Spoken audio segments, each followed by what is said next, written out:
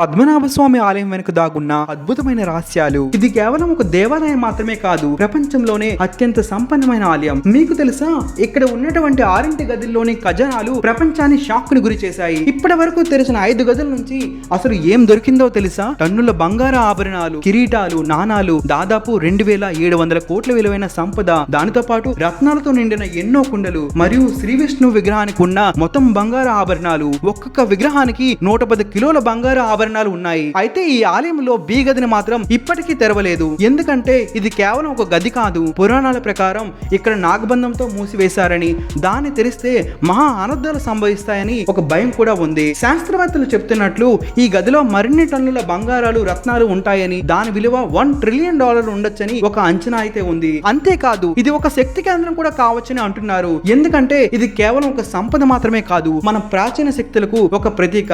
మా ఛానల్ ని సబ్స్క్రైబ్ చేయండి.